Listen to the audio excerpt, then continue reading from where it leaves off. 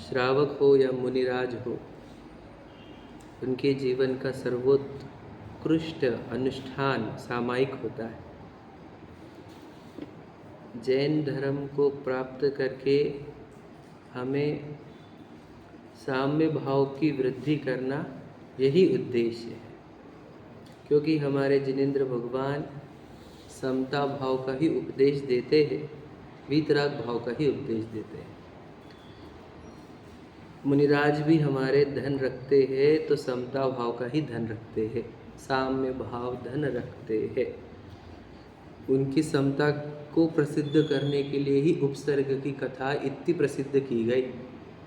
सभी तीर्थंकरों में पार्श्वनाथ जी को ज़्यादा महत्व देने का भी उद्देश्य ये था कि पार्श्वनाथ भगवान जी उपसर्ग विजयी थे। हाँ, तो उपसर्ग विजय का अर्थ क्या होता है कि उपसर्ग के काल में समता भाव धारण किया, तभी तो उपसर्ग विजय कहा गया है ना। यदि अगर उपसर्ग के काल में विषम भाव हो जाते, क्रोधादि हो जाते, तो उपसर्ग को जीतना नहीं कहा जाता है क्या नहीं। तो हमारे पूरे पुराणों में अगर आप देखेंगे तो उपसर्ग के विजय के गीत गाए हैं, उसकी प्रशंसा की गई है ना। जो हमारे सतियों की कहानियाँ हो या राम जी की स्वयं की कहानी हो, उसमें उनके जीवन के उतार चढ़ाव बताकर यही बताया गया कि उनके जीवन में इतने बुरे प्रसंग आने पर भी उन्होंने अपने समता भाव को जो कि त्यों बनाए रखा है ना। अंजना की भी कहानी अगर आप देखेंगे, सती अंजना यानी इनकी माता हनुमान जी की, तो इनके भी जीवन में ऐसा ही था कि पूरा जीवन भर उनके पति ने उनका चेहरा नहीं देखा और बहुत काल तक, 22 साल थे शायद। तो क्योंकि जब वो विवाह का प्रसंग था तो विवाह के काल में उनकी जो फ्रेंड्स थी वो हंस ली थी पवन जी का नाम लेकर, उन्होंने सुन लिया, तो 22 साल तक देखे ही नहीं उन्होंने। फिर एक दिन गलती का एहसास हुआ, युद्ध के बीच में से आए, कुछ दिन साथ में रहे और चले गए। अब किसी को पता ही नहीं कि पवन जी आए थे वहाँ से। और फिर पुत्र उत्पत्ति हो रही तो सब लोग बोलते शंका उत्पन्न कर रहे कि तुझे पुत्र कहाँ से उत्पन्न हुआ। तो ससुराल वाले ने निकाल दिया, मायके वालों ने भी निकाल दिया, कोई रखने को तैयार नहीं, जंगल में हुए हनुमान जी भी। तो फिर ऐसे प्रसंग होने पर भी उन्होंने, अंजना जी ने समता भाव धारण किया। तो ये जहाँ तहाँ आपको समता भाव की कथा मिलेगी। मतलब प्रथमान युग तो प्रसिद्ध ही है समता भाव दर्शाने के लिए कि देखो ऐसे ऐसे प्रसंग बने। जैसे अभी आप इसमें ही आप सामायिक समाधि का पाठ पढ़ेंगे तो उसमें तो पूरी लिस्ट बनेगी पांडवों के साथ कैसा हुआ, तब भी उन्होंने समता धारण की है कि नहीं। हम जो समाधि ले रहे साधु हो या कोई समाधि मरण के लिए कोई व्यक्ति हो, हम उनको ये बोलते हैं भाई समता भाव धारण करो। तो ये समता भाव धारण करने की प्रक्रिया ही सामायिक है ना। सामायिक से ही हम समता भाव धारण करते हैं। तो सामायिक की प्रक्रिया में हमने कुछ बताया आपको पाठ, कुछ छंद भी हमने पढ़े, वो छंद भी हम दोहराते हैं एक बार और उसका आशय भी दोहराएंगे है ना। आ जाते एक बार 602 पर आ जाइए सब लोग, फिर वो हम पढ़ते हैं है ना। पहले 6 लाइन अपनी हो गई है, 4 लाइन हुई अपनी, ठीक है, पढ़ते हैं।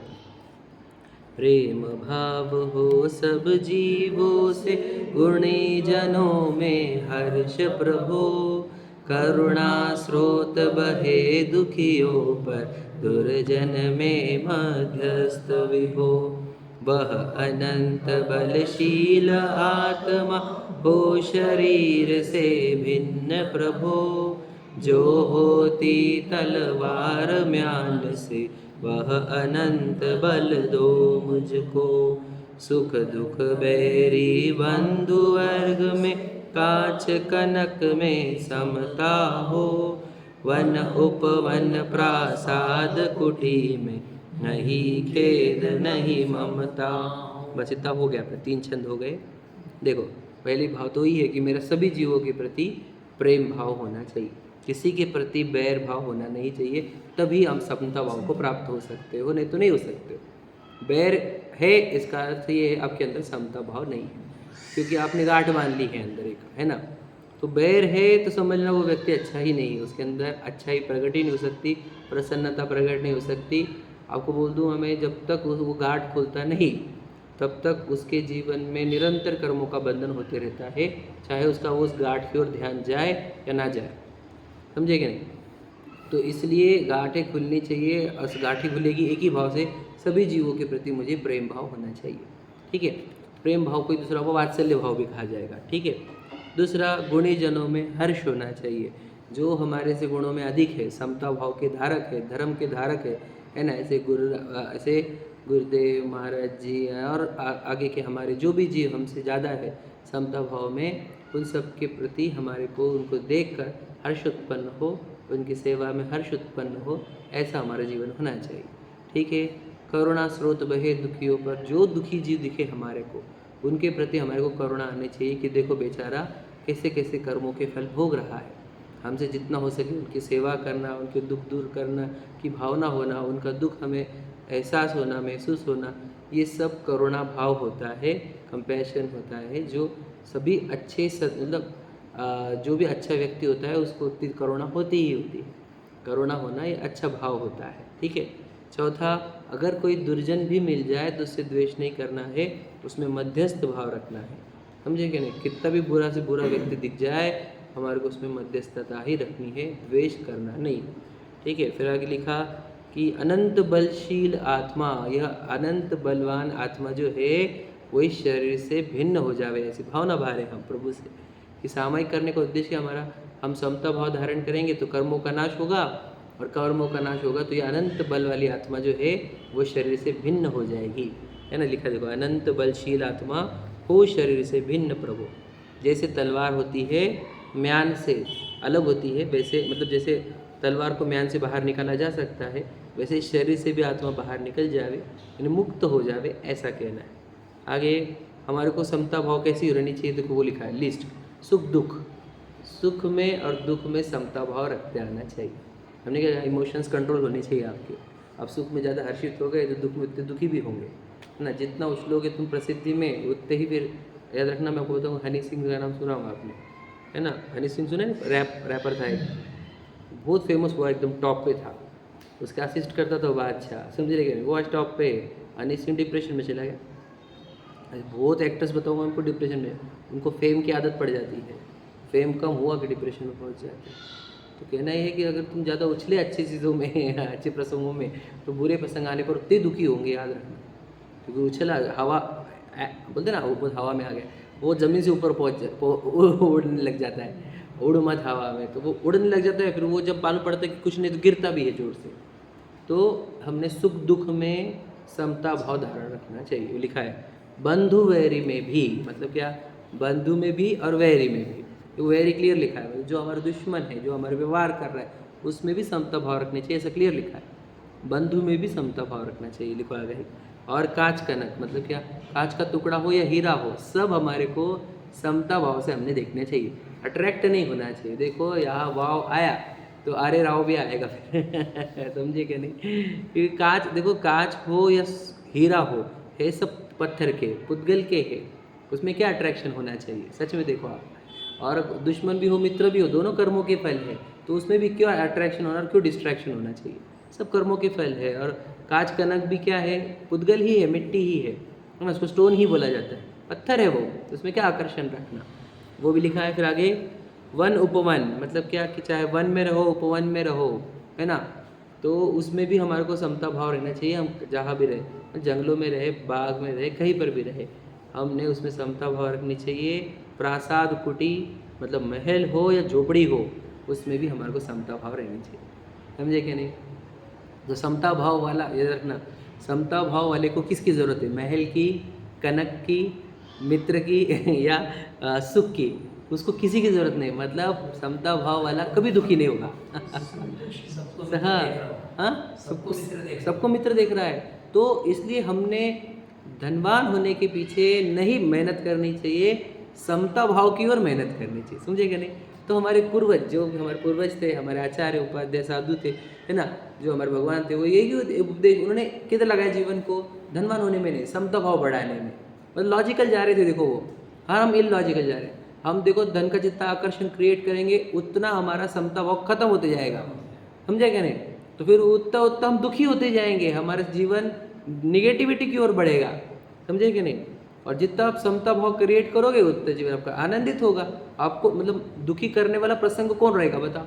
यदि आपने समता भाव धारण कर ली तो आपको ना गरीबी दुख कर रही है, ना रोग दुख कर रहा है, ना शत्रु में दूर कर दुख दे रहे, कोई दुख ही नहीं दे सकता, मतलब दुख दे ही नहीं सकता। सीधी बात है, मतलब एकदम सही मंत्र है सुखी होने का, आप समता भाव धारण, ठीक है नहीं? तो समता भाव धारण करने के लिए सामायिक किया जाता है, वो हम समझेंगे भी आगे। पर ये है हर चीज़ में whatever comes to you, है ना, क्या करो? देखो मराठी में एक मन है, बोलते ना, बहुत अच्छी लाइन है, आलिया भोगासी रहावे सादर है ना, ऐसा है ना, आलिया भोगासी, जो आया हुआ है भोग के लिए, क्योंकि पूर्व कर्म के है हमारे, तो उसको क्या रहावे सादर, उसको सादर रहो, मतलब क्या, उसके सामने खड़े रह जाओ, कर ले बेटे को जो करने का, हम शांति से रह लेंगे बहुत अच्छी मन थी, मराठी में बोली जाती थी। अब हमारे पूर्वज बोलते हैं, देखो पापा दादा लोग बोलते हैं क्या, कह आलिया भोगासी रहावे सादर, तो सादर रहो उसके, उसमें उछलो मत और डिप्रेस भी मत हो, एकदम समता भाव को अंगीकार करो, शांत रहो, बहुत आनंदित जीवन है अगर समता भाव धारण करेंगे तो। नहीं तो फिर तुम बस, आप तुमको याद रखना, अगर बड़े बुजुर्ग लोगों को आज को देखो तुम, तो वो दो फीलिंग्स में रहते हैं हमेशा। एक तो वे एक्सपेक्ट करते हैं बच्चों से कि उन्होंने हमारे को आदर आतिथ्य आदित्य देना, नहीं तो वे कंप्लेंट करते हैं समझे क्या, कि हमारे बच्चे ऐसे, हमारे बच्चे ऐसे, ठीक है? तो एक्सपेक्टेशन एंड कंप्लेंट्स ये उनके जीवन का अंग हो जाता है, आप समझे क्या? ऑटोमेटिक देख लेना, आप सभी बुजुर्गों को देख लेना, मैंने देखे अच्छे से। तो ये इसलिए रहा है कि वे समता भाव से दूर हो रहे हैं, उन्होंने एक्सेप्ट कर लेना चाहिए था, है क्या नहीं? कि भाई जैसे नई पीढ़ी आती, नए सब राग रंग रहते सब, तो फिर हमने समता भाव धारण करते तो शांत रह सकते थे, पर वे शांत रहते नहीं, देखो हमेशा टेंशन में ही रहते हो कंप्लेंट ही करते रहते हो है क्या नहीं? तो क्यों कि भाई समता भाव का अभ्यास किया नहीं ना, समता भाव का अभ्यास करो, आपको क्या तकलीफ है बताओ? अब देखो, जो पेरेंट्स समता भाव से घर में रहेंगे उनको रिस्पेक्ट भी ज़्यादा मिलेंगी,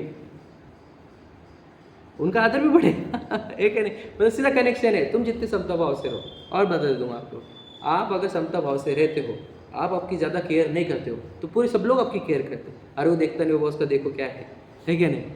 और अगर आप खुद का करने लगे, तो मुझे देख रहे तो खुद ही कर लेंगे वो खुद का समझे क्या नहीं? तो जितना सब लेके भागेंगे। अब तुम बोले मेरे को चाहिए तो ले ले बेहतर आज से देखो तुम आज की वही बात है कि पहले बैठा के भोजन कराते थे, अब बोले ले लो भाई, तू जिसको खाने के जो खा लो, बुफे कर दिया हमने। अच्छी प्रथा नहीं, बिल्कुल याद रखना, ये हमारे लिए अच्छी प्रथा बिल्कुल नहीं है। हम स्नेह भोज बोलते थे इसको पहले, बराबर है? तो स्नेह मतलब प्रेम से खिलाते थे अपने हाथों से, और अब लो भाई देखो जिसको खाने खाओ, वो हाथ प्लेट ले लेके घूमता है लाइन लगी रहती है तो वहाँ पे खड़े रहते हैं, मतलब कितना खराब है ये प्रथा, ये हमारे कल्चर है नहीं। फिर वो शूज़ पहन के खा रहा है, खड़े रह के खा रहा है, वो लॉन पे कट चलते हुए इतने जीवों को मारते हुए, ये सब कल्चर हमारे नहीं। हमारे कल्चर बहुत अच्छे थे, दिन में थे, सबकी पहचान थी, आदर था कि लो लो लो, उसको भी लगता था यार कितने को इससे आदर से खिला रहे, तो कनेक्शन भी तो बढ़िया बनते थे। अभी वो स्टेज पे खड़ा रहते फोटो खिंचाते हुए, ठीक है ना, तुम जिसको खाने का खाओ तो एक लॉजिकल तो बैठने रहा नहीं कि हमारी संस्कृति ऐसी थी नहीं, हमारी संस्कृति बहुत अच्छी थी, हम पाश्चात्य की तरफ भागते हुए बिगड़ते जा रहे हैं।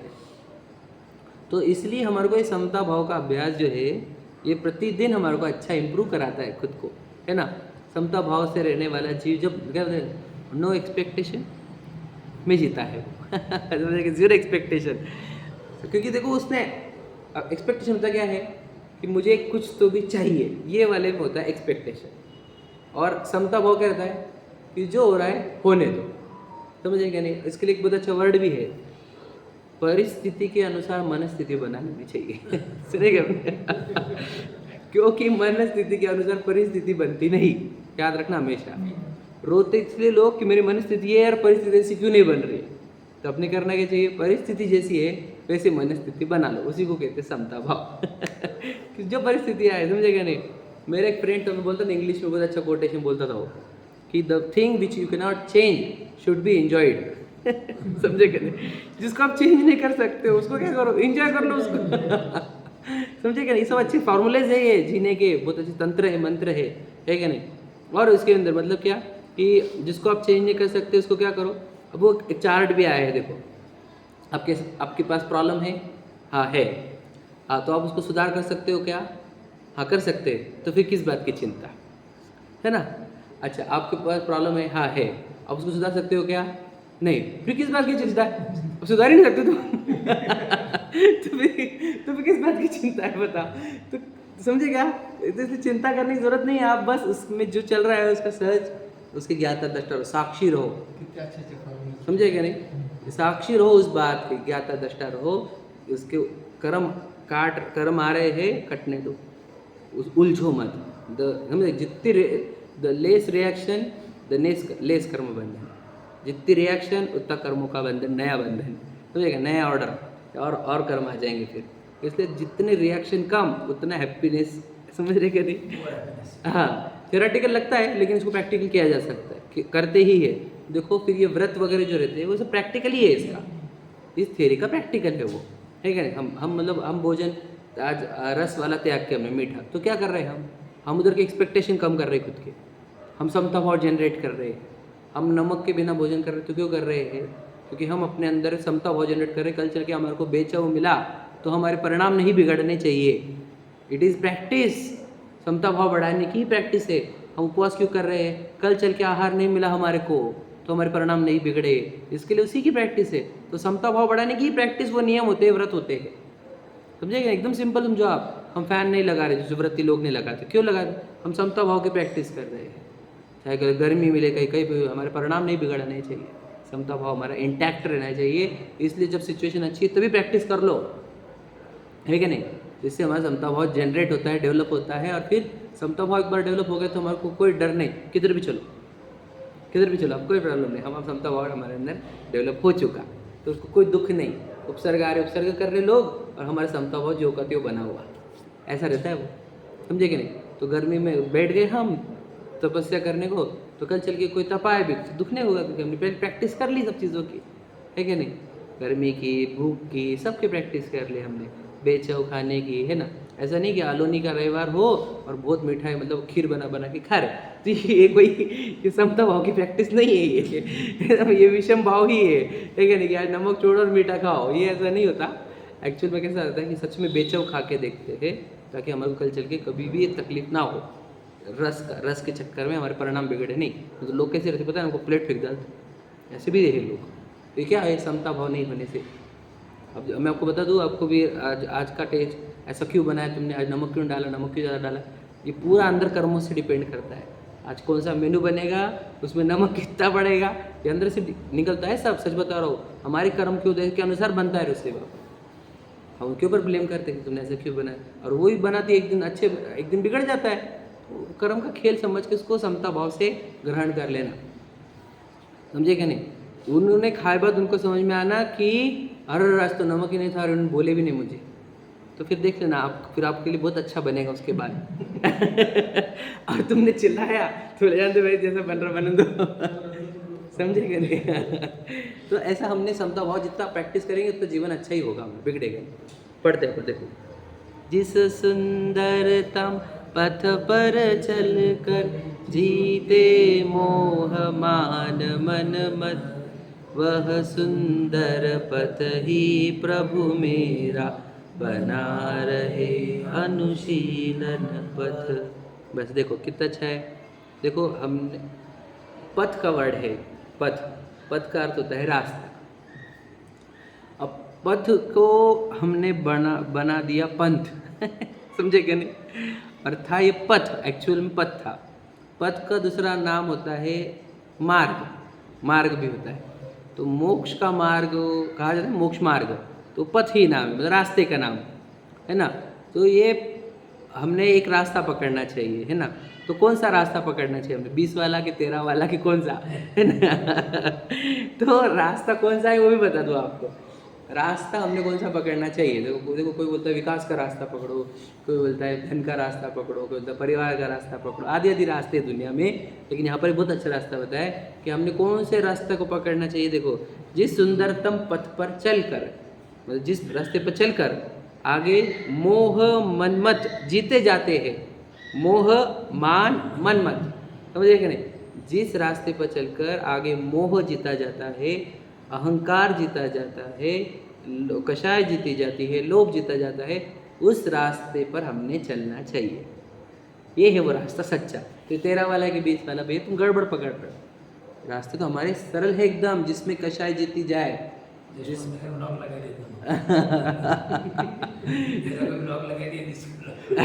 बस सही बात है। मतलब हमारे कोई पथ होना ही नहीं है। पथ हमको पथ ही चाहिए जिसमें हमारे कषाय जीती जाती है, हमारा अहंकार जीता जाता है, हमारा मोह जीता जाता है। वो पथ हमने स्वीकारना चाहिए। देखो यही भगवान जी का पथ है, उसको सतपथ भी कहा जाता है। देखो जिस पंथ चले भगवंत वही आचरिए। जिस पंथ पर भगवान जी चले, भगवान जी कौन से पंथ पर चले? समता भाव के, जिसमें अहंकार जीता गया, मोह जीता गया, द्वेष जीता गया। तो यही लिखा है पे, जिस सुंदर तम पथ पर चलकर जीते मोह मान मन मत, वह सुंदर पथ ही प्रभु मेरा बना रहे अनुशीलन पर। हाँ, मेरा अनुशीलन मतलब मैं किसको फॉलो करूँ? अनुशीलन मतलब टू फॉलो। तो मैंने इस रास्ते को, ये सुंदर जो रास्ता देखो, दोनों जगह सुंदर सुंदर लिखा है, ये एकदम सुंदरतम रास्ता है, ठीक है ना? मेरा फिर मेरा जीवन पूरा इस सुंदरतम रास्ते को अनुकरण करने के लिए ही होना चाहिए, अनुशीलन करने के लिए, कि मैं इसी रास्ते पर चलता रहूँ, मैं इसी रास्ते पर आगे बढ़ूँ, जिसमें मेरे क्रोध, अहंकार, छल कपट आदि सब जीते जाते हैं, मोह जीता जाता है। यही मेरा सुंदर रास्ता है, मुझे इसी पर चलना है, मैं आजीवन इसी पर चलूँ, ये लिखा है। ठीक है, देखो आगे आगे फिर क्या, यहाँ तक हो गया हमारा समता भाव के लिए। अब हम हमारे अंदर के दोष जो है उसकी हम उसकी वो कर रहे हैं प्रायश्चित। देखो, एक इंद्रियाधिक प्राणी की यदि मैंने हिंसा की हो, शुद्ध हृदय से कहता हूँ वह निष्फल हो दुष्कृत्य प्रभो। देखो क्या लिखा, क्लियर कट। यदि मेरे से एक इंद्रियाधिक की हिंसा हुई होगी, देखो यदि है मतलब कि हमने की तो नहीं है, लेकिन हो गई होंगी, समझे क्या नहीं? अनजाने वाली है ये, क्योंकि जाने तो हम करते ही नहीं हिंसा, लेकिन अनजाने में भी अगर हमारे से रास्ते में किसी से भी कोई भी कार्य में हिंसा हुई होगी अगर एक इंद्रिय की, तो वो क्लियर कर कह रहे हैं कि मेरे वो कार्य निष्फल कर दो आप, मतलब मुझे उसमें कोई फल नहीं मिला तो भी चलेगा, समझे कि नहीं? वो कार्य मेरे निरर्थक कर दो, ऐसे लिखा है। देखो क्लियर, वह क्या लिखा है, वह शुद्ध हृदय से कहता हूँ निष्फल हो दुष्कृत्य भी, उसको दुष्कृत्य कहा गया। और हाँ, जहाँ हिंसा हो गया वो दुष्कृत्य कार्य हो गया, खराब कार्य हो गया। भगवान को विभो भी बोलते हैं ना, प्रभु और विभो ये दो पद लगाए जाते हैं, है ना? हाँ, विभो मतलब हाँ, तो प्रभु कभी देख पर आया होगा तो नीचे विभो आ जाता है। ठीक है, देखो अब देखो प्रभु 2-3 जगह, विभो भी 2 जगह है, पहले छंद में भी है देखो, और दूसरे छंद में प्रभु आया है। तो ये प्रभु और विभो वो क्या करते हैं, राइम्स जोड़ाने के लिए यूज़ कर लेते हैं उसको। हाँ, तो कहना है कि हमारे हाथ से ऐसा वो पवित्र हृदय बन जाते हैं हमारा समता रवाओ, कि हे प्रभु मेरे से कोई भी हर्ट हुआ होगा तो वो कार्य में मुझे अच्छा नहीं लगता, उस कार्य को हम दुष्कृत्य बोलते हैं, और वो कार्य निष्फल हो जाए और लेकिन हमारे से कोई जीव का हर्ट नहीं हो, क्योंकि हमारे सबके प्रति करुणा भाव है, एक भी जीव हमसे हर्ट नहीं होना चाहिए, ऐसी वो पवित्र भावना पाता है, समझे कि नहीं? ऐसा हृदय हो जाता है उसका, इतना अच्छा है ना, सच्चा व्यक्ति हो जाता है वो, कि मतलब एक इंद्रिय भी जीव की हर्ट उसको चल नहीं रहा, ऐसा व्यक्ति तभी वो समता भाव को धारण करेगा, ठीक है नहीं? अब हर्ट हो रहे तुम्हारे से क्रुएल्टी से और तुमको उसका दुख भी नहीं है, तो अच्छा भाव है नहीं, हम अच्छे व्यक्ति नहीं है ना, हम एकदम निर्दय व्यक्ति नहीं चलेंगे, हम एकदम दयावान होने चाहिए। ठीक है, देखो, मोक्ष मार्ग प्रतिकूल प्रवर्तन जो कुछ किया कषायों से, विपथ गमन अब कालुष मेरे मिट जावे सद्भावों से। देखो क्लियर लिखा है, मोक्ष मार्ग के प्रतिकूल यानी उल्टा, समझे क्या नहीं? मोक्ष मार्ग अनुकूल रहता है, उसका ऑपोजिट रहता है प्रतिकूल। तो मोक्ष मार्ग के विरुद्ध मैंने जो कुछ किया है कषाय भावों से, समझे क्या नहीं? मतलब सोचो, कषाय भाव मोक्ष मार्ग के विपरीत है, पहली बात समझ लो, और हम मोक्ष मार्ग में नहीं लग रहे, इसका अर्थ क्या है? हम कषाय भाव में है, ये भी बात समझो आप, ठीक है? हम बोलते कौन सी कषाय हमारे को, अरे हमारे को धन की कषाय है तभी तुम धर्म में नहीं लग रहे, तो ये लोग कषाय नहीं है क्या वो? और फिर हमारे को बड़ा दिखाना भी लोगों को, तो ईमान कषाय नहीं है क्या? समझे क्या नहीं? तो सीधी सीधी बात है कि हम मोक्ष मार्ग में नहीं लगते हैं, इसका कारण ये है कि हमारे अंदर कषाय है। जैसे मोक्ष मार्ग प्रतिकूल प्रवर्तन जो कुछ किया कषायों से, तो उसका लिखा है, क्या लिखा है देखो, विपथ गमन, सब कालुष मेरे मिट जावे सद्भाव से। समझे क्या? विपथ गमन मतलब विपथ मतलब विरुद्ध पथ पर जो आज तक मैं गया हूँ, है ना। और सब कालुष मतलब खराब काम, अरे काले काम, कालुष कषाय, कलुषता, वे सब मेरे मिट जावे। किससे? सद्भावों से, अच्छे भावों से, मेरे सद्भावों से ये सब मेरे विकृत भाव, कषाय भाव का नाश हो और मैं मोक्ष मार्ग के अनुकूल हो जाऊँ, मोक्ष मार्ग के लिए प्रतिकूल ना हो। ठीक है, देखो ऐसे लिखा है। मैं सिंपल ही ले रहा हूँ, मैं ज़्यादा डिटेल नहीं करता हूँ क्योंकि अपन पूरा अच्छे से कंप्लीट कर पाए। हाँ हाँ हाँ, देखो, चतुर्वेद विषय वीक्षत करता, त्यो प्रभु में भी आदि उपान, अपनी निंदा आलोचन से करता हूँ पापों को शान। देखो, एक चतुर्वेद्य रहता है, वो क्या करता है? विष का विक्षत करता है ना। मतलब क्या? जहर को जहर से ही काटता है वो समझे क्या नहीं? तो जैसा वो जहर का उतारा करता है, वैसे मैं भी पाप का उतारा कर रहा हूँ। कैसे? अपनी निंदा और आलोचना से। याद रखना, जो व्यक्ति अपनी निंदा आलोचना, याद रखना, निंदा आलोचना अच्छा काम है कि बुरा? बताओ पहले। अपनी करना अच्छा है। जैनिज्म ही ऐसा है पूरी दुनिया में, जिसमें प्रतिक्रमण लिखा गया है, जिसमें आलोचना पाठ लिखा गया है, और जो बोलते रोज निंदा आलोचना करो लेकिन अपनी, समझेगा नहीं, दूसरों की करोगे तो बेटा बहुत कर्म बंधन होगे तुम्हारे को। निंदा आलोचना, आलोचना शब्द का भी अर्थ समझना आप। लोच मतलब आंखें होती, सुने अपने लोच? हाँ, लोचन, लोचन कहते हैं भगवान जी को। तो आलोचना मतलब देखना, किसको? अपने दोषों को, अपनी गलतियों को, अपने कमजोरियों को, अपने वीक पॉइंट्स को, समझेगा नहीं? देखना ये होती है आलोचना, समझ रहे क्या नहीं? यानी आपने कहाँ गलती हो रही, कहाँ मिस्टेक हो रही है, कहाँ कम पड़ रहे हैं, या मैं कहाँ कमज़ोर हूँ, कहाँ मैं ताकतवर हूँ, ऐसे सूक्ष्मता से खुद को देखना, वो होती है आलोचना, है ना। और फिर निंदा भी, हमारी जहाँ जहाँ गलतियाँ हम उसकी निंदा करेंगे, भगवान कब खत्म होगा हमारा? कितने बुरी हरकतें करता होगा, कब छूटूंगा इससे? तो ये जब व्यक्ति अपनी निंदा करने लग जाए तो समझ लेना अब वो व्यक्ति वो जहर का उतारा कर सकता है। कौन से? पापों का जहर उतर सकता है। देखो, एक जो आत्मकथा लिखते हैं ना, आत्मकथा, तो अपने ज़िंदगी के वो उन प्रसंगों पर बहुत चुटकुले उठाते हैं जब वो गलती करते हैं, ठीक है नहीं? कि देखो मैं ऐसा था, मैंने ये किया। तो ऐसा कहा जाता है साहित्य में कि जो अपनी गलती पर हंस सकता है, समझ लेना वो व्यक्ति सबसे अच्छा व्यक्ति माना जाता है। समझे क्या नहीं? अपनी गलतियों पर हंसोगे, मैं कैसा कैसा था, ठीक है नहीं, और मुझे उस बात का बहुत खेद है कि मैं ऐसा था, तो वो व्यक्ति सुधरता है। याद रखना, यदि हमारे इतिहास में हम बहुत बुरे नहीं दिख रहे हैं तो समझ लेना हम बहुत आगे बढ़े ही नहीं है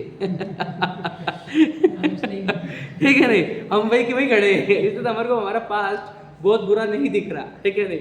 हम याद रखना, प्रतिदिन का कार्य यही है कि मैं कल से आज इम्प्रूव होना चाहिए, मेरे अंदर आज नेक्स्ट इम्प्रूवमेंट आ जानी चाहिए। तो समझ लेना, फिर यही क्या बोलते हैं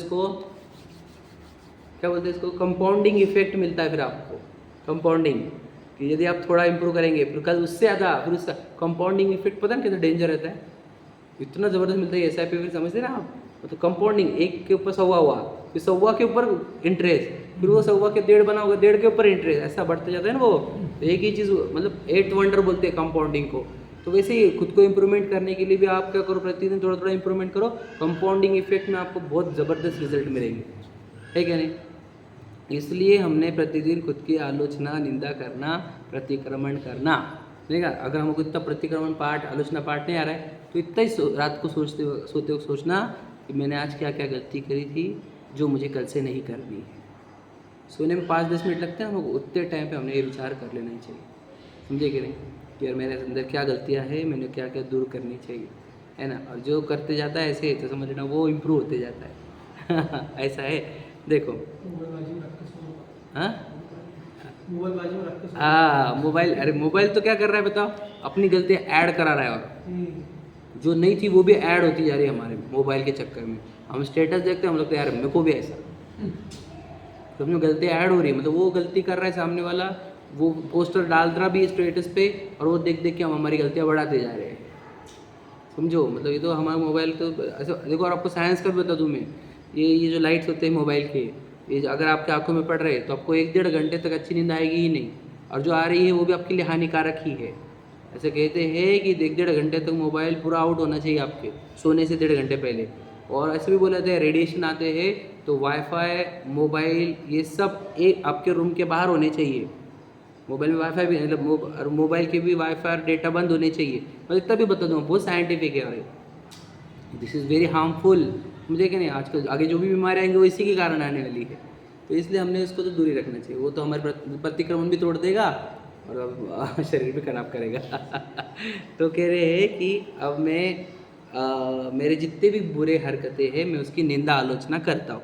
ठीक है, देखो, सत्य अहिंसा अधिक व्रत में भी मैंने हृदय मलिन किया, व्रत विपरीत प्रवर्तन करके शीलाचरण विलीन किया। देखो, सत्य अहिंसा के व्रत लिए होंगे मैंने, अणु व्रत लो या जो भी हमने नियम वगैरह लिए होंगे, तो हमने क्या किया कि उसके विपरीत कार्य किया। देखो क्या लिखा है, मैंने हृदय मलिन किया। जैसे उपवास किया हमने, दिन भर वो भोजन याद आ कल हम ये खाएंगे वो खाएंगे, तो क्या होता है, हृदय मलिन करना हुआ। समझे क्या नहीं? हमने कोई व्रत लिया है कि हम ये नहीं करेंगे और फिर उसी के विचार आ रहे हैं हमारे को, तो इससे हृदय मलिन होता है। देखो हम बोलते हैं ना, क्या फ़ायदा हुआ, फिर दिन भर तो वही विचार कर रहा है ना। तो ऐसे से जो व्रत रहता है वो मलिन होता है। यानी यदि हमने उसको उत्साहपूर्वक नहीं लिया होगा, समझपूर्वक नहीं लिया होगा, तो हम क्या करते हैं, उसी का विचार करते हैं। जैसे हमने आपको बोला कि बंदर का विचार करो मत, तो वो बंदर पहले आएगा सामने। है क्या नहीं? तो इसका अर्थ यही होता है कि अगर हम त्याग उसका सही तरीके से नहीं करेंगे तो वही चीज़ रिपीट आती है हमारे दिमाग में। तो इसलिए इसको कहते हैं व्रत लेकर भी विपरीत प्रवर्तन किया, है ना, और मेरे हृदय को मलिन किया। सत्य अहिंसा अधिक व्रत में भी मैंने हृदय मलिन किया, व्रत विपरीत प्रवर्तन करके शीलाचरण विलीन किया। शील आचरण, व्रत और शील बोला जाता है। हमने शील को भी कितने बार भंग किया है कि नहीं। हमारे याद रखना, हमारे वो जो फेरे थे उसमें एक टाइप से यही भाव थे कि हम कभी दूसरे में नहीं विचार करेंगे, नहीं जाएंगे, और हमारे विचार मोबाइल के थ्रू, टेलीविज़न के थ्रू, सब ये शील का भंग होता है। इससे सप्त व्यसन का पाप लगता है वो टेलीविज़न से। तो सातों व्यसन दिखते हैं उसके अंदर। देखो, मांस भक्षण भी दिखेगा, जुआ भी दिखेगा, परस्त्री भी। कम से कम 12 घंटे तो रात्रि मोबाइल करते हैं। हाँ, रात्रि मोबाइल। आपको पता है आजकल फेमस हो गया है क्या कि मोबाइल फास्टिंग सबसे बड़ा उपवास है। 12 लोगों ने वैसे उपवास देना। हाँ, जिसको आर देने का उसको बोलना वैसे मोबाइल फास्टिंग। अच्छा ना, आगे चल से करो यार, आज से करो। हाँ, आज के दिन और नहीं कुछ तो मैं आपको और बता दूँ, ज़्यादा कुछ नहीं हो रहा ना, तो देखो आपको तो भोजन फिर दिक्कत वो भी है जो आप कुछ बोल रहे क्या, दिक्कत ही हो जाएंगी, फिर लोग आहार देने वाले कम हो जाएंगे तुम्हारे पास। पहले ही कम है, ये भी देखो, है क्या नहीं। 1 घंटे हाँ, ऐसा कुछ तो भी देना चाहिए। मतलब हाँ, मैं आपको बताऊँ ना उसके लिए क्या करना चाहिए सबसे पहले। हाँ, दिन में क्या घंटा, रात में 10 बजे के बाद। नहीं, मैं आपको एकदम सिंपल बताता हूँ इसको। मैं उसको उपाय बताता हूँ आपको, क्या करो इसके लिए। उपाय क्या करना चाहिए कि टेलीविज़न और मोबाइल देखते हुए भोजन मत करो पहले तो। ये तो पहला नियम होना चाहिए। क्यों? क्योंकि टेलीविज़न और मोबाइल देखते हुए अगर आपने भोजन किया तो समझ लेना पूरा अंदर जहर उतरेंगे, अंदर जहर। क्योंकि रूल क्या है कि जो भोजन को मैं आपको बता दूंगा, उसके रूल्स अलग है वैसे, अभी ज़्यादा नहीं बोलता डिटेल में, कि जो फीलिंग्स के साथ भोजन किया जाता है वो रस अंदर उत्पन्न होता है और वही अंदर फिर जनरेट होगा आपको। तो इसलिए टेलीविज़न और मोबाइल देखते हुए तो बिल्कुल भी भोजन नहीं करना। इतना तो नियम स्टार्ट भी कर सकते हैं, ठीक है ना। बिल्कुल उसको टच नहीं करना वो टाइम पे। आपने भोजन एकदम शांत भाव से करना चाहिए। करना क्या होता है? हाँ, भोजन करते नहीं, करना है। हाँ, वो शांत। हाँ, अच्छा, हाँ, भोजन ही करना चाहिए ना। अरे इसमें आधा घंटा लगता है खाना खाने को, फिर आधा घंटा भोजन पे आज बैठ नहीं सकता तो शांति।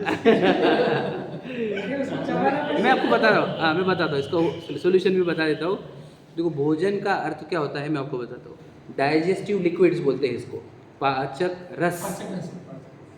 ये जनरेट कब होते हैं? जब हम उस भोजन का आनंद लेकर भोजन करें।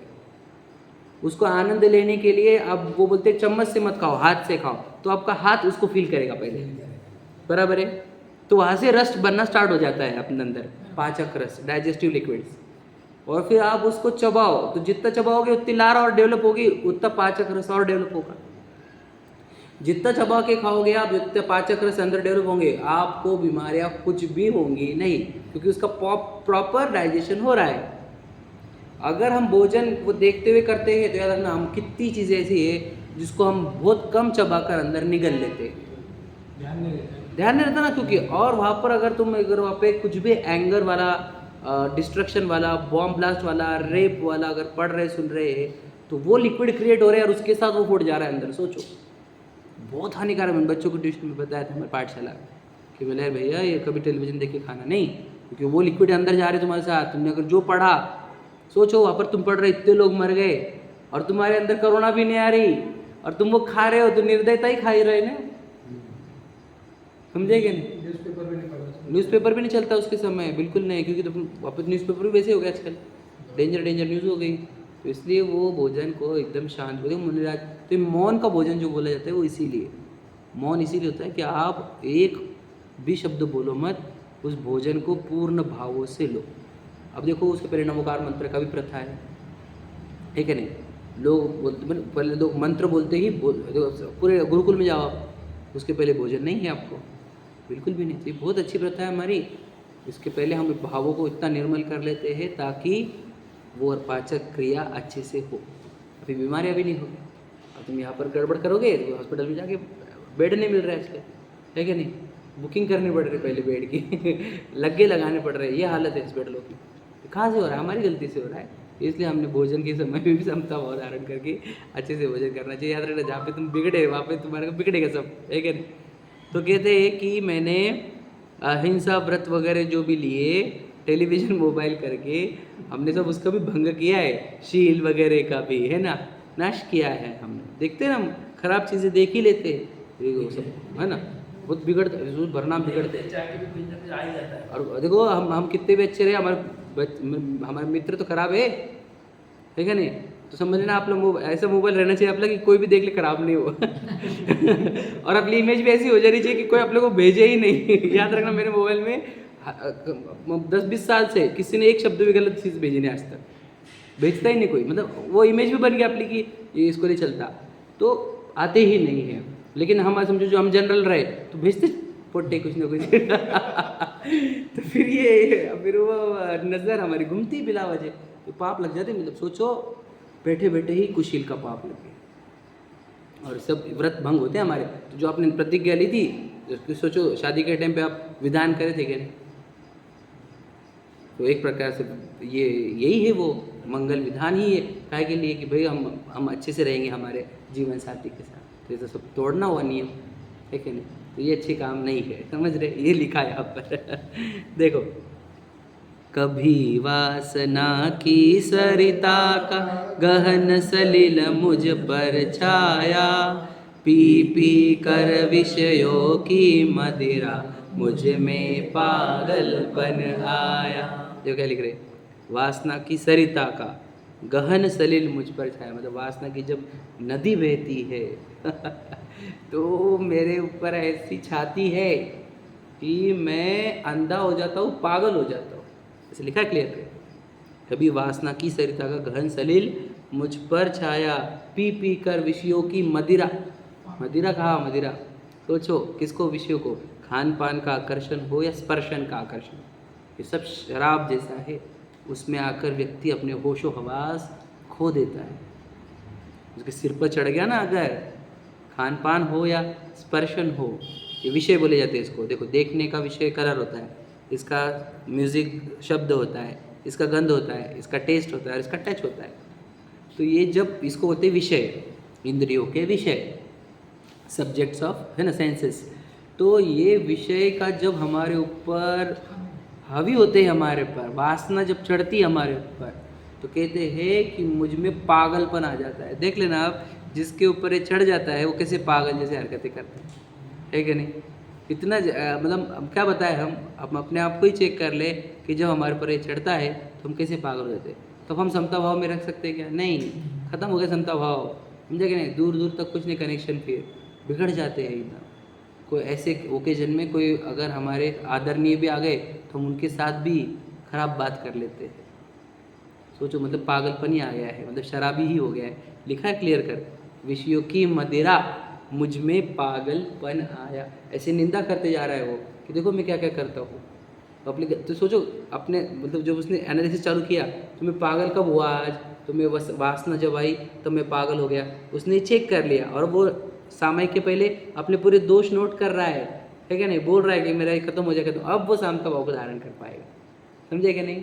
मैं सोचो क्लियर क्लियर बोल रहा है कि इस वासना मेरे अंदर बहुत गलत चलती है, मुझे नाश करनी है, ऐसी भावना ही हो रही है उसकी, है ना। अपनी निंदा करके वो अपने अंदर के तोड़ के निकाल रहा है, सब चीज़ें निकाल रहा है। देखो, मैंने छली और मायावी हो असत्य आचरण किया, पर निंदा गाली चुगली जो मुँह पर आया वमन किया। सब गलतियाँ निकाली जा रही है अपनी। देखो क्या, छली मायावी, दुकान पे हो, दोस्तों में हो, परिवार में हो, समाज में हो, हम बिल्कुल मायाचार करते कि नहीं?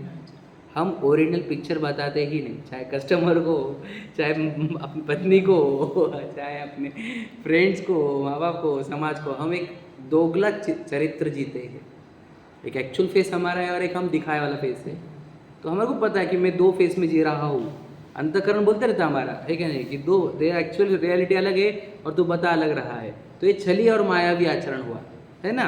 छल कर रहा है खुद के साथ भी, लोगों के साथ भी, है ना। तो लिखा है कि मैं छली और मायावी हो असत्य आचरण, मतलब क्या, खोटे खोटे आचरण करता हूँ मैं भी, बताता एक हूँ करता एक हूँ, ठीक है ना। हाथी के दिखाने के और खाने के, है ना, ये सब खुद पे लगाने के है हमारे को, किसी पे और पे नहीं। हम दूसरों को बोलते हैं तेरे खाने के और दिखाने के अलग है, अरे मेरे खाने के और दिखाने के अलग है, ये समझो क्योंकि देखो, हम खुद का जितना बोलते जाएंगे उतने हम अच्छे होते जाएंगे, और दूसरों का जितना बोलते जाएंगे उतने हम बुरे होते जाएंगे।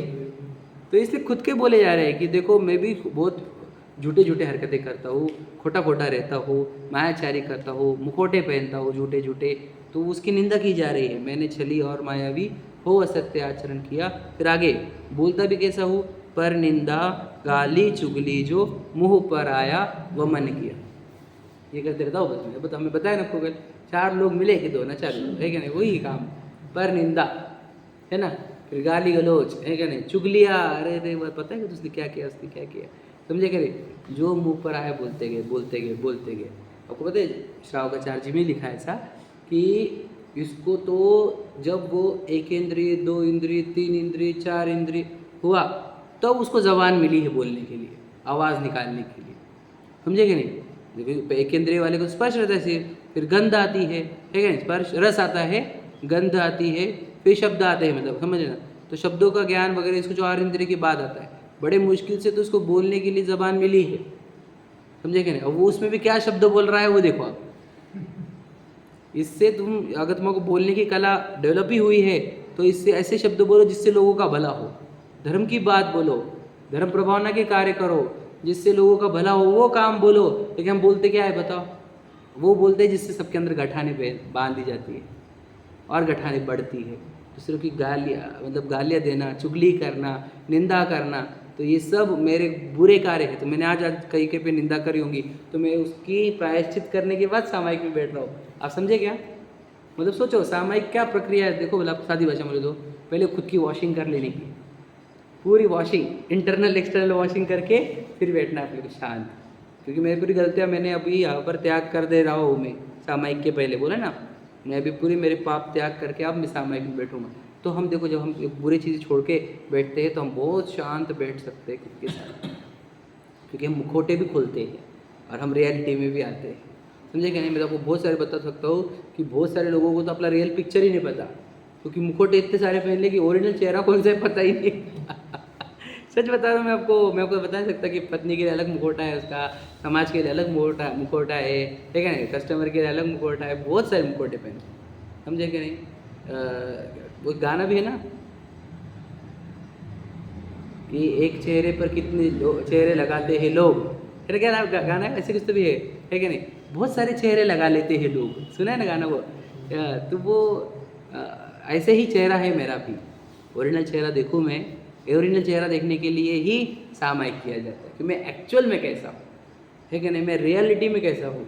तो रियलिटी से फेस करते तो हम सुधार के उसको अच्छा कर सकते हैं, लेकिन हम खोटे पे रहेंगे कि मैं अच्छा हूँ, तो फिर याद रखना फिर सुधारने का एक अब स्कोप ही नहीं बचता है। तो जितना आप निंदा करोगे उतने आप इम्प्रूव होंगे। खुद की निंदा करो, खुद को इम्प्रूव करते चलो, है ना। बस एक लाइन पढ़ते हुए ख़त्म करेंगे। देखो, पर निंदा गाली चुगली जो मुँह पर आया वह मन किया। अब आगे 11वां पढ़ते हैं। निर्भिमान उज्ज्वल मानस हो, सदा सत्य का ध्यान रहे, निर्मल जल की सरिता सदृश हिय में निर्मल ज्ञान बहे। देखो फिर कैसा, अभी तक हो गया हमारी निंदा, यानी हमारी अपनी खुद की निंदा बंद हो गई। अब हम बोल रहे हैं हम कैसा होना चाहते, तो ये लिखा है निरभिमान, मतलब क्या, जिसमें कोई अभिमान नहीं हो, ऐसा उज्जवल हमारा मन हो। कोई अहंकार नहीं होना चाहिए मेरे अंदर, क्योंकि अहंकारी व्यक्ति किसी से जुड़ता नहीं, कनेक्ट नहीं होता, वकड़ में रहता है ना, बोलता भी नहीं किसी से, है ना, और फिर उससे भी लोग कनेक्ट नहीं होते। और याद रखना, अभिमानी व्यक्ति की हार हर एक व्यक्ति इच्छा करता है कि हारे ये, बहुत अकड़ में ये समझेगा नहीं। आप अभिमान में आ जाओ, आपके 100 दुश्मन ऑटोमेटिक क्रिएट हो जाते हैं। सच बता रहा हूँ आपको, ये सच्चाई है, मतलब समझेगा नहीं। और आपका हार अपने आप 100 लोग चिंतन करने लग जाते हैं कि ये हारे, क्योंकि अकड़ में है ना वो, समझेगा नहीं। तो मेरा चित्त कैसा होना चाहिए, कैसा होना चाहिए मन मेरा, निरभिमान, कोई अहंकार नहीं, समझेगा नहीं। मैं किसी से अपने आप को ऊंचा भी देखूँ नहीं और किसी से कम भी नहीं देखूँ, ऐसा निरभिमान उज्जवल मानस हो, सदा सत्य का ध्यान रहे। सत्य मतलब कहा, मतलब मैं जीव हूँ, मैं शरीर नहीं हूँ। मेरा भगवान जी को मोक्ष मार्ग बता रहे, सुखी होने का मार्ग समता भाव वाला है ना, सामायिक वाला है ना। ये धन वगैरह सब, ये सब सच्चे मार्ग नहीं है। ऐसे सत्य का ज्ञान रहे, ध्यान रहे हमारे को हमेशा, सदा सत्य का ध्यान, सदा लिखा है, सदा मतलब हमेशा सत्य का ध्यान रहे हमारे को। हम सत्य को भूले नहीं। हम गए गोवा में, भूल गए सब सत्य को, कैसे चलेगा पार्टी में गए, पिक्चरों में गए, शादी ब्याह में बिजी हो गए, है क्या नहीं, सीजन में बिजी हो गए, तो सत्य को भूल गए, तो फिर कैसे चलेगा। इसलिए कहे सदा सत्य का ध्यान रहे। और क्या होना चाहिए, निर्मल जल की सरिता, सरिता मतलब वापस नदी, निर्मल जल की कौन सी सरिता, ही में निर्मल ज्ञान, मेरे अंदर से निर्मल ज्ञान बहता रहे, निरंतर नदी बहती रहे ज्ञान। रूल ये है कि जितना व्यक्ति दोषों से रहित होते जाता है, उतना उसके अंदर से ज्ञान बहने लग जाता है एकदम अच्छी प्रक्रिया ही है। याद रखना, मैं आपको बताऊँ, भगवान जी का भी रूल याद बताओ कि जैसे ही वो वीतरागी होते हैं तुरंत सर्वज्ञ हो जाते हैं। मतलब रूल है कि दोष खत्म करो, तुम्हारे पास ज्ञान पूर्ण मिल जाएगा मतलब ज्ञान का और दोषों का ऑपोजिट कनेक्शन है, इनवर्स रिलेशन, समझेगा नहीं। जितना दोष बढ़ेगा उतना ज्ञान घटेगा, और जितना दोष घटेगा उतना ज्ञान बढ़ेगा। तो हम ये हमने निंदा करके हम अपने दोष दूर करते जा रहे, हमारे अंदर से ज्ञान बहना चालू हो गया, ज्ञान की नदी बहना चालू हो गई, तो महासागर भी हो जाएगा, केवल ज्ञान भी होगा। लेकिन हमने स्टार्ट कर दिया, अब दोष कम करना स्टार्ट कर दी। सामायिक से हम प्रतिदिन हमारे दोष कम करते जा रहे हैं, और एक दिन हमारा ज्ञान नदी से महासागर हो जाएगा। ये पक्की बात है। तो ये हमने ऐसा अभ्यास करना चाहिए। बहुत अच्छा है, देखो कितना कुछ लिखा गया है, बहुत अच्छा लिखा गया हमारे लिए। हमने इसको, हाँ वो समझ जाता है, मतलब सारी है ना ही पूरा कि तुम्हारे को करना क्या है। हम पूछते हैं लोगों, मेरे को करना क्या है, करना क्या, ये समता भाव डेवलप कर, अपने अंदर से दोष कम कर, शांति और आनंद प्रकट कर, ज्ञान प्रकट कर, ये कर, है ना। चलो।